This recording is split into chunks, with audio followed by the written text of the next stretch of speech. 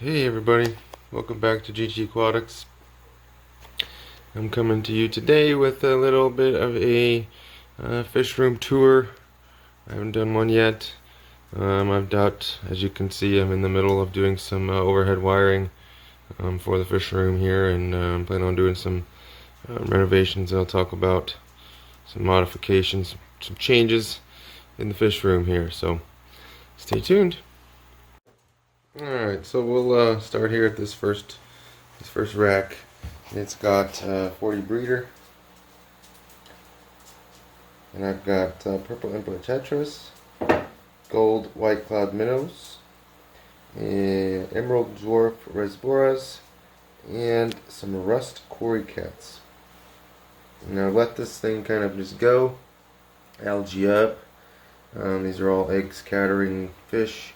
So I'm hoping I can just let this 40 breeder just kind of overgrow itself and see if I get any fry out of these egg scatterers.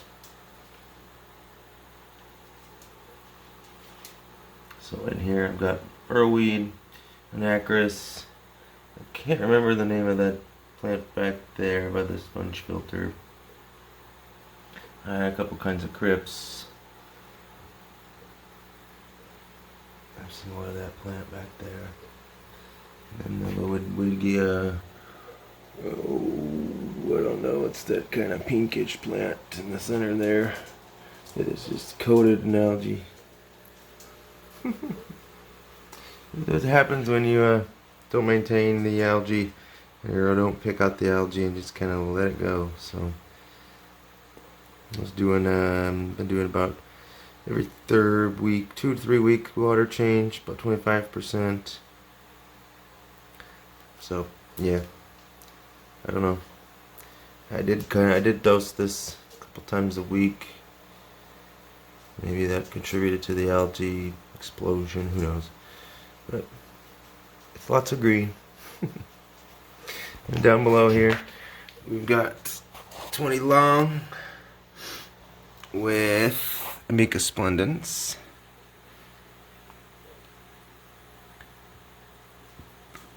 Got 8 adults, 6 male, 2 female.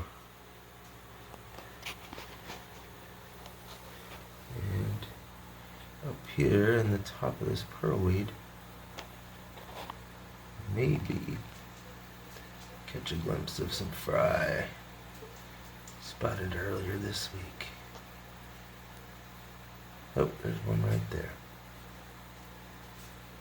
2 of them.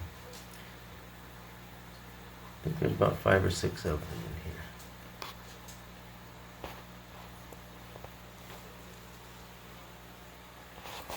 And then this tank here is actually a blackworm culture.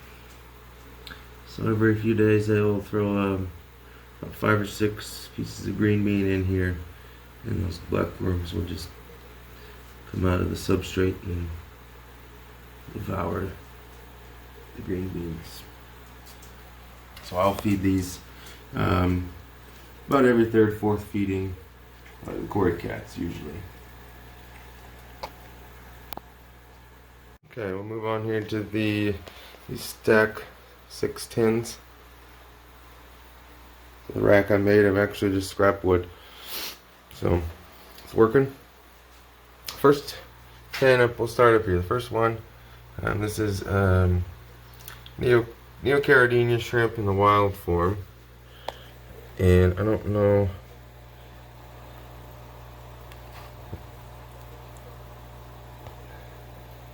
There we go. So they're in the wild form. So they're not really, none of them really have any color. Some of them are more brown than others. I started with about 30 plus or so, and in this tank they are just everywhere.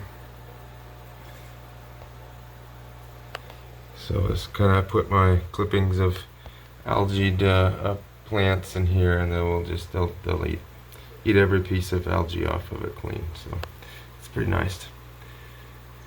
And this is a cull of a Dodorai. I can't pronounce the name, but it's a Dodorai, just a Gadiad. It is on the cares list, but I pulled this from the main colony because he's got a kind of crooked tail. So you can see there, I didn't want him to pass those genes on to the colony, so he's in here with his shrimp.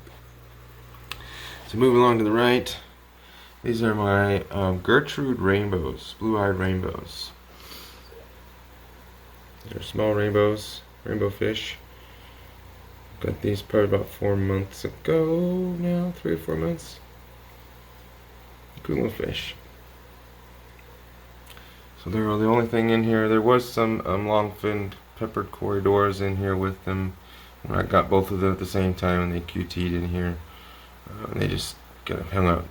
The Corys were in here until I was, they were able to go in that Oceanic 58. Alright, so let's move straight down here. This is the crystal red Caridina shrimp tank. So you can see here, I've got 5 or 6 of those crystal reds in here. They haven't produced any fry yet. I've had them for some time. And then in here, there's another cull of a female Dodorai. When she was much smaller, she had a crooked tail too. So I took her out, and she was actually in the tank with the male until I figured out she was a female, so I put her in here. And in here I've got a pair of celeb rainbows as well that I was hoping to maybe get some eggs to have them lay some eggs in this mat of algified burlweed. Free plug, Crane Co-op. This stuff, easy fry food. This stuff is awesome. Next tank to the left.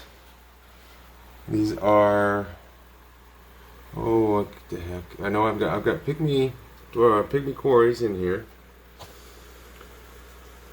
And I've got 4 barbs. They're a Ember Dwarf Barb or something like that. I can't remember. Where are they at? I'm very sketchy there.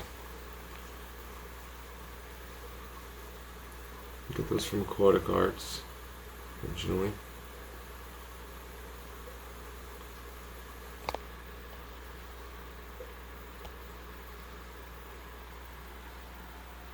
As you can see, pearlweed, more pearlweed. Like LRB, love the pearlweed. Got some Pogostemma stellus, octopus in the back, a couple crypts, a bacoba, I think is the name of that plant there. Stem of that, and then some Monte Carlo that's starting to crawl around here. I'm going to drop down here. This 10. This is my yellow tiger endlers. Yes, yellow tiger endlers. It started with 1 pair. Those 2 right there in the center. Those are the original pair. And they've got, I think, 3rd drop now, fry in this 10 gallon. So, more pearlweed. Another stem of the bacopa. Some Pogostemma stella octopus there next to the sponge fillet that didn't look too hot, I just noticed. Maybe it'll come back around. Some more crypts. But yeah, these are a pretty cool little endler.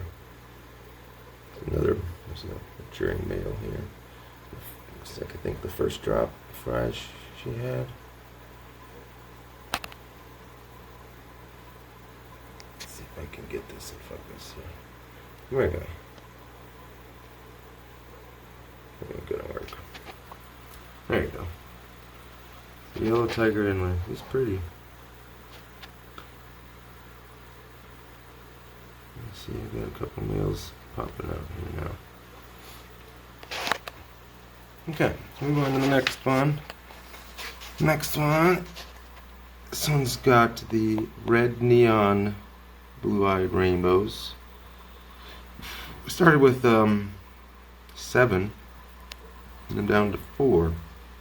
I just lost another one last week. I'm not quite sure what the deal is on that, but and then I also have some stir-by corridor in here.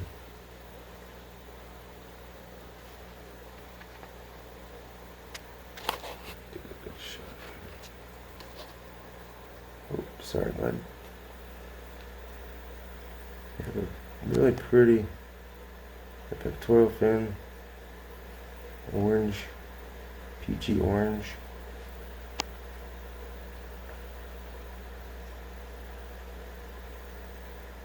And then the red neon blue-eyed rainbow. I think I only have one female out of the 4 of them in here. So not the best ratio of them, but we'll see if we can't get some eggs out of them. Got some corkscrew valve. Got a 1 plant Crypspiralis. Got some more of the Wigia, this ribbons, red or pink, and more of that one. I can't remember what the name of that plant. If anybody knows, comment below. See if I can get a good shot of there. It's the stem plant. I don't know, it's got some red hues to it. I forget the name of it. And then I've got a couple sprigs of Monte Carlo here that are trying to do something. And then more porterweed that is covered in algae.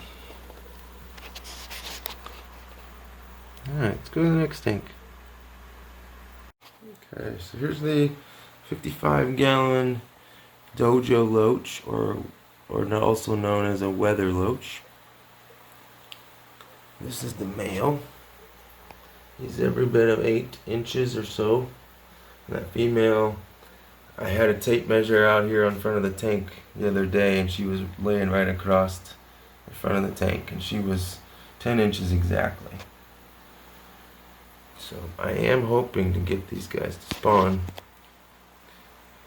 The male there, you can see his pectoral fins are much larger than this female. You see her pectoral fins are much smaller, rounded off. That's how you can sex out weather loach. And you can tell between the 2 of them, they're the same age, and you can tell that the female is much larger in girth as well. They're just a clumsy fish. I've got a 75-gallon in the works of, I guess I have a 75-gallon for these 2 to have on their own.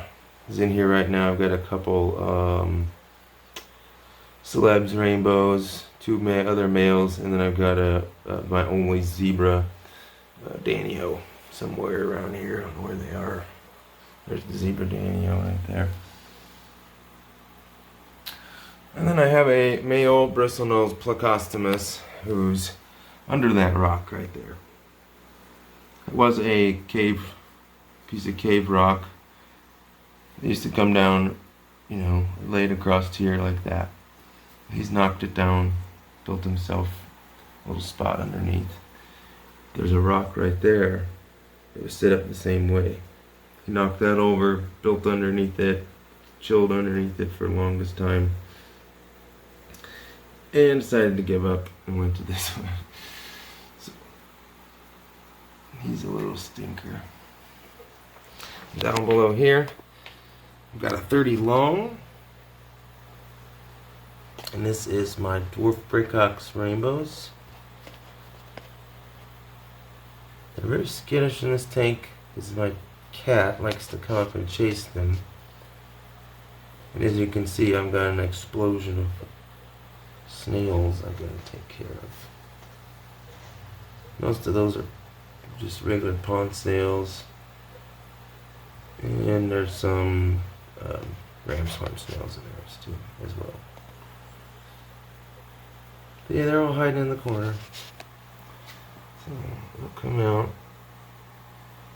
occasionally.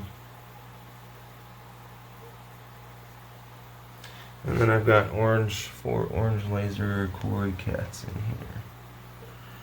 Usually like to sit right down in here. I'm not seeing them. Nope. Where are you guys? It must be up. Oh, there's one right there.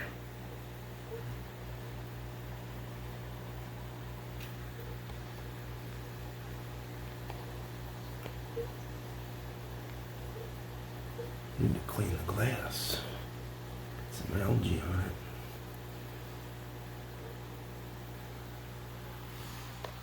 Yeah, that's pretty long. And then come over here. This is my Dodorai. I think I'm pronouncing that right. Is it? Dodorai. These are on the CARES list, like the Mucus splendens. And these are the two coals that I have in the tins over there. I came out of this colony. But yeah, this is my colony. I've got 5 females, 3 mature males, and they've got, I don't know, 20 or so fry in here, maybe 15 to 20. They're about 3/4 of an inch long, 1/2 inch to 3/4. And the males, I don't know if you can make that out, the males have that blued orange coloration. There we go. And the females just have this spotted line. Here's a good shot of them. Yes. Yeah. They're very pretty fish, especially when he's shining like he is.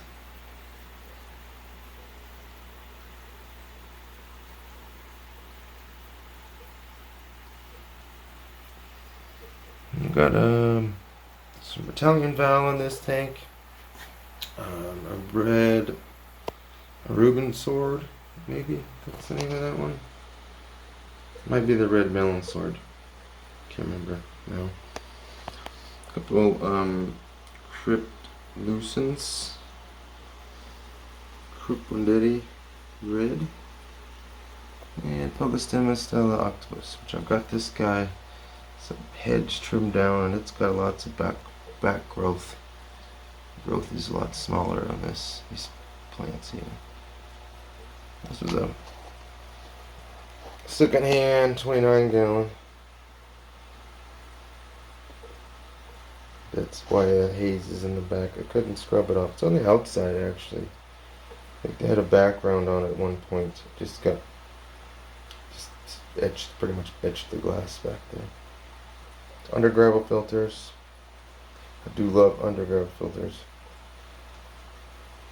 They are definitely awesome. Okay, so let's move straight down here. So 20 long. And this is the one I did the video of the overgrown woody long. And as you can see, pearlweed is up there again. It's got a lot of algae in it this time. But, oh, I can't even see it. There's only a few pieces of duckweed in here. So I did pretty good. We left a couple pieces. And you can see now that this dwarf Sagittaria has been carpeting nicely. Lots of little sprigs in right there. And over here.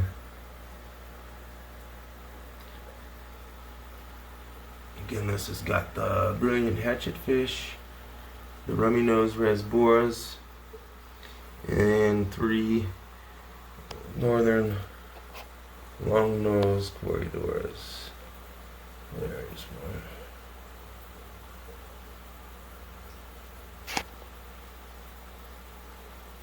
Pretty neat quarry. Wish wouldn't have had the losses on these guys that I did, but Just have to get some more some other time. Okay. So let's see. Let's move over here. These two 20s. These are both 20 highs. Excuse me. And these are my tiger limias or limia tigers. Yeah, limia tigers. These are the undescribed species.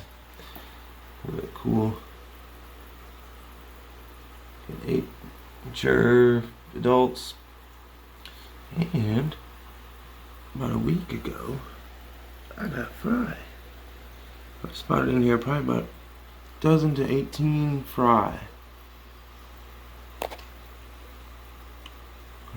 So even the fry, some probably about a week old or so, they've got the distinct stripes as well.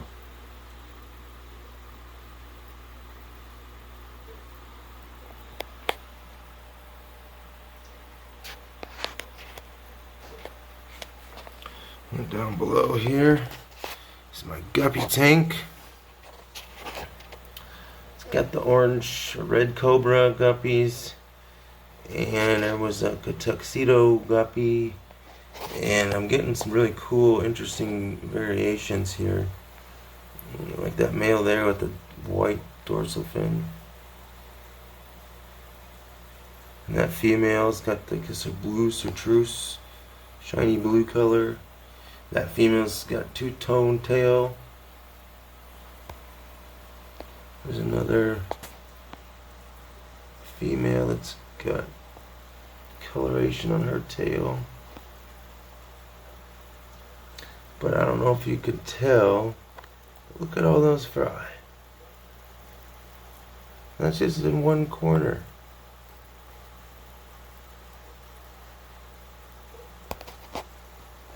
How many fish do you think are in this? Whoa. How many fish do you guys think are in this tank? And there's my kitty cat, Jade. Jade. Hey, what are you doing? How many fish do you guys think are in here? I have not the slightest clue myself. All I know is there's tons of guppies. And then you've got my 3 Julii corridors.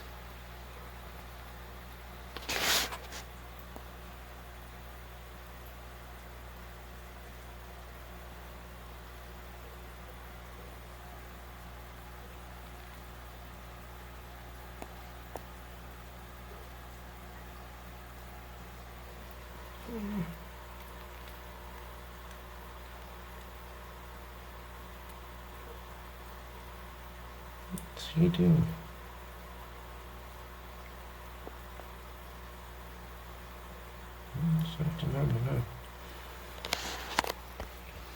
Alright, so then we stand up here. This is my duckweed pond. Duckweed tub. Tons and tons of duckweed in here. There's some anacris under there, pearlweed under there, valsinaria, all sorts of stuff. The duckweed just kind of took over, and I haven't seen the inside of that tub unless I put my hand in there and move the duckweed out of the way. I haven't seen it in probably 4 months. And then under this light, same light here, is my platy pond. My rainbow platies. That glare, that's the light. It's awful. It's got tons and tons of fry in here. There's a male. The males are much, the orange on the platy is much brighter on the males. Come on. There we go. Like there's a female there. And then the males are going to be way brighter. Right there. Silver in that multicolor. But yeah, as you can see, fry. Looks like there's going to be a cold one Bent back.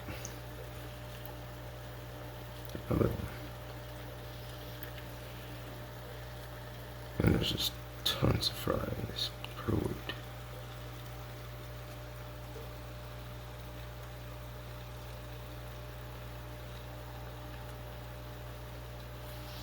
Yeah.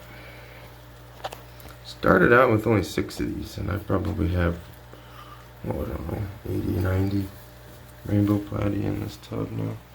It's just a 40-gallon tub from Tractor Supply. There's the 40-gallon stamp. So it's probably only 30 gallons. I'll have it filled all the way up.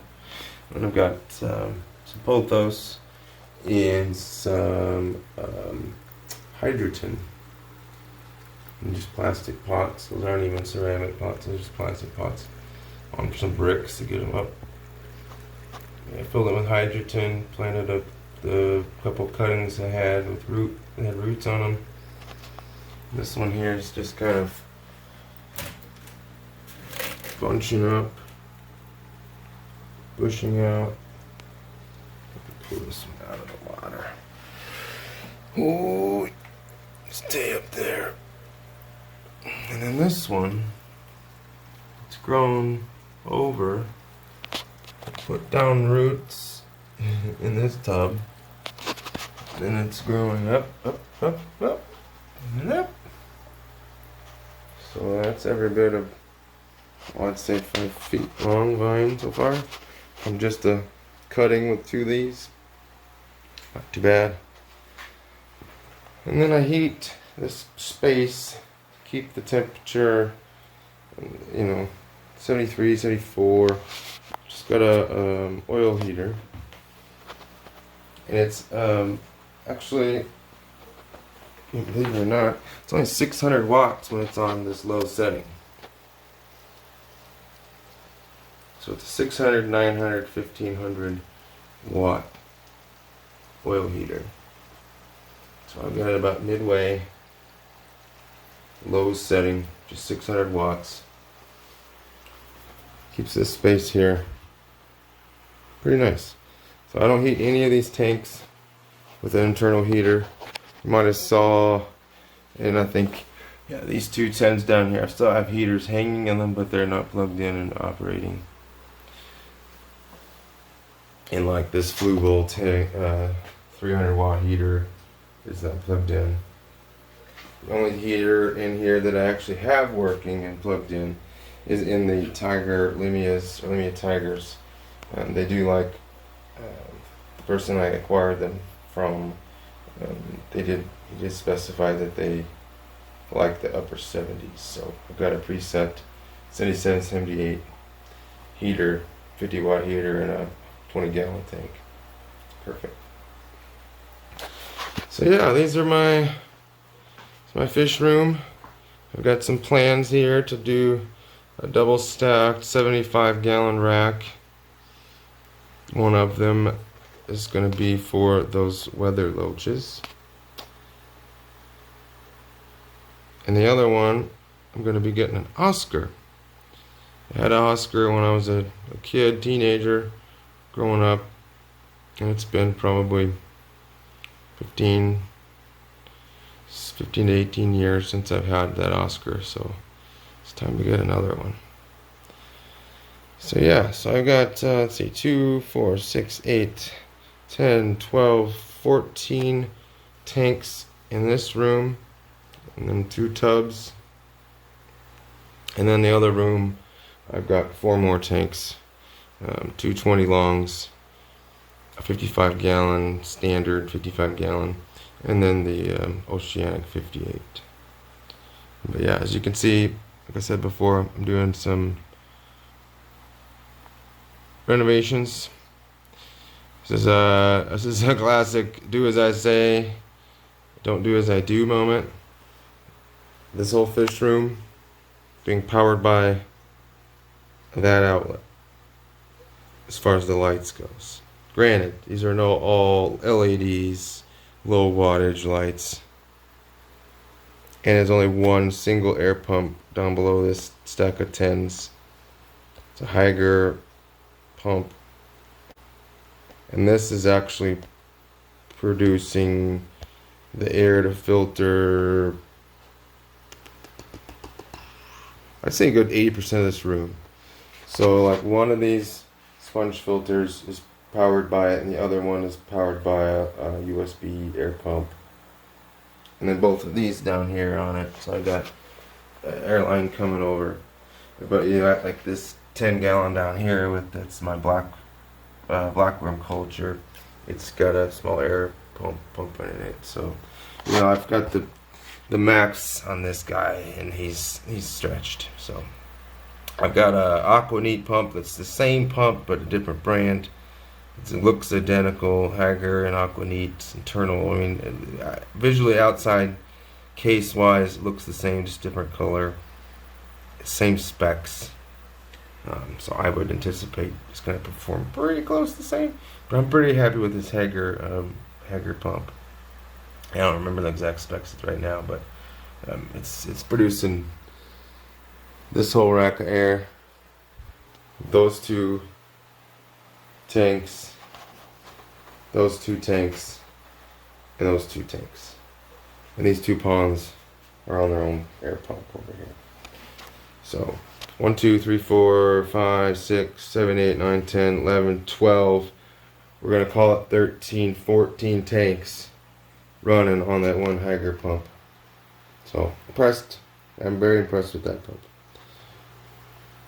But once I do the renovations here, I'm going to have another pump. I'm actually going to plan on having some overhead air supply once I get my electrical done. So I plan on boxing in this above me here, boxing it in so it hides the wire, so I'm up to code. So I'm going to expose the wire in a finished basement, and then I'm going to run my air line below that all the way around the room. So it'll work out pretty good. Hopefully. And then after that's all done, come through each rack, individually set up overflow drains for them. Because like this 40 breeder, you can't see it back there, but back there there's an overflow stack that's plugged. I got just plugged here, so yeah, I can show you that. I've got a 1-inch bulkhead with just a plug coming on it, right? So I've got 4 of these 40 breeders that are already drilled with a 1-inch bulkhead. So I'd really like to utilize that. But all the other tanks I have, besides the 55s, I'll have to check on the 75s. But all the other ones I can drill overflow.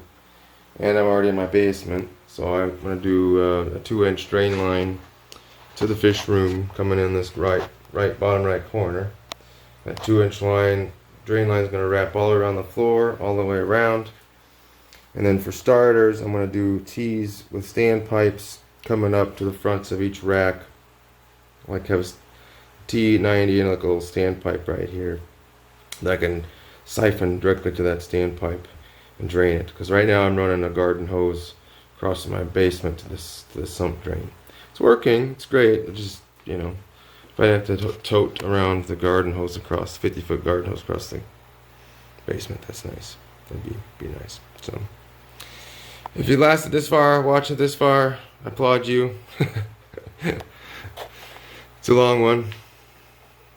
But anyway, here we are. One last thing. I do have,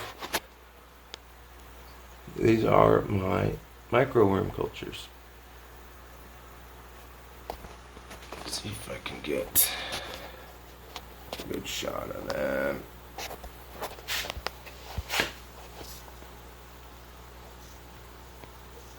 Yeah. So all of those squiggly bits are little microworms. I barely make out their squiggle, some glare.